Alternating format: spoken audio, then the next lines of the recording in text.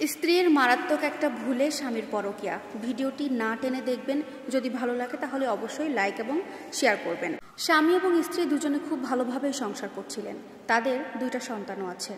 স্বামী যখন অফিসে যেতেন তখন স্ত্রী রোজ কোনো না কোনো বিষয় নিয়ে ঝগড়া করতেন, কথা কাটাকাটি করতেন। সারাদিন পর অফিস শেষ করে যখন বাসায় আসতো তখনও স্ত্রী তাকে না বুঝে তার সাথে আবারও সেই ঝগড়া বাঁধিয়ে দিত, কোনো না কোনো বিষয় নিয়ে কথা কাটাকাটি করত।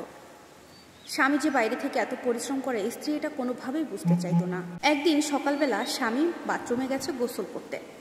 এর মধ্যেই স্বামীর ফোনে একটা মেসেজের শব্দ আসে। ওই মেসেজটা দেখার সাথে সাথে স্ত্রী তার স্বামীর সাথে অনেক ঝগড়া এবং কথা কাটাকাটি শুরু করে দেয়। আর শেষ পর্যন্ত স্ত্রীকে তার স্বামী বাপের বাড়িতে পাঠিয়ে দেয়। বলতে গেলে স্ত্রীটা রাগারাগি করে নিজের ইচ্ছাতেই জোরপূর্বক বাপের বাড়িতে চলে যায় এবং স্বামীও এই ক্ষেত্রে তার স্ত্রীকে আর বাধা দেয়নি এবং জোর করেনি থাকার জন্য। এরপরে তার স্বামী কোনো রান্নাবান্না জানতো না, খুব বিপদে পড়ে গেল। এই কারণে বারবার তার স্ত্রীকে ফোন করছিল, কিন্তু স্ত্রী রাগের কারণে কোনো ফোন তুলছিল না। এরপরে কিছু করতে করতেই তার সময় কাটছিল না। তারপরে হঠাৎ ফেসবুকে ঢোকে এবং সেই মুহূর্তে একটা ফ্রেন্ড, সেটা ছিল তার ফেসবুক ফ্রেন্ড, কথা বলতে বলতে মেয়েটা বুঝতে পারে তার মন খারাপ। তখন মেয়েটা জিজ্ঞেস করে, আপনার কি হয়েছে, আপনার মন খারাপ কেন? এই মুহূর্তে লোকটা ওই বান্ধবীর কাছে তার স্ত্রীর ব্যাপারে সবকিছু খুলে বলে, আর সেই মেয়েটা সেই সুযোগটাই নিল। তখন মেয়েটা ছেলেটাকে জানায়, তুমি টেনশন করো না, আমি তোমার পাশে আছি, তোমার কোনো হেল্প লাগলে আমাকে বলো, আমি তোমার পাশে আছি। তখন থেকে শুরু হয়ে গেল মেয়েটা এবং ছেলেটার মধ্যে কথা বলা বলি। 1 ঘন্টা 2 ঘন্টা এরকম করতে করতে প্রায় 24 ঘন্টায় তাদের মধ্যে ফেসবুক মেসেঞ্জারে কথা হতো। এরকম করতে করতে তাদের মধ্যে অনেক ভালো একটা সম্পর্কের তৈরি হয়ে যায়।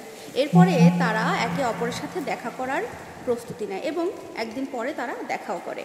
দেখা করার পরে মেয়েটা ছেলেটাকে প্রস্তাব দেয়, আমি তোমাকে বিয়ে করতে চাই, তোমার এত কষ্টে থাকতে হবে না, আমি বলছি তুমি তোমার স্ত্রীকে ডিভোর্স করে দাও, তারপরে আমরা বিয়ে করব। তখন সেই স্বামীটা সেই কাজটাই করলো, তার স্ত্রীকে ডিভোর্স লেটার পাঠিয়ে দিল। আর যে নারীর সাথে তার পরকীয়া হচ্ছিল, পরবর্তীতে যে নারীর সাথে সম্পর্কে সে জড়িয়েছিল সেই নারীকে সে বিয়ে করে নিল। কিন্তু স্ত্রী যেই মুহূর্তে স্বামীর কাছ থেকে ডিভোর্সের লেটারটা পায় ঠিক তখনই সে বুঝতে পারে সে ভুল করেছে। সে তার স্বামীর কাছে ডিভোর্স চায় না, কিন্তু এই মুহূর্তে আসলে আর কিছুই করার নেই। মেয়েটা ভাবছে, আমি তো ভাবিনি আমার স্বামী আমাকে রাগ অভিমান থেকে ডিভোর্স পর্যন্ত করে দেবে। আমি তো ভেবেছিলাম সে শুধু রাগ অভিমান করেই থাকবে, কিন্তু আমি তো এমনটা কখনো চাইনি। এরকম অবস্থায় মেয়েটা তার সন্তান দুটোকে নিয়ে তার স্বামীর বাড়িতে আসে। তখন এসে দেখে তার স্বামী আবারও আরেকটা বিয়ে করে নিয়েছে। স্বামী তখন ওই মহিলাকে জিজ্ঞেস করে, কি ব্যাপার, তুমি আবার এই বাড়িতে এখন? আমি তো তোমাকে ডিভোর্স দিয়ে দিয়েছি, এখানে তো তোমার আসার কোনো দরকার নেই। তখন স্ত্রীটা বলল, আমার অনেক বড় ভুল হয়ে গেছে, আমি তোমার সাথে সংসার করতে চাই, প্লিজ আমাকে তুমি ক্ষমা করে দাও। কিন্তু তখন স্বামীটা কোনোভাবেই ওই ঘরে ওই মেয়েটাকে আর ঢুকতে দিল না, ঘাট ধরে বাড়ি থেকে বের করে দিল।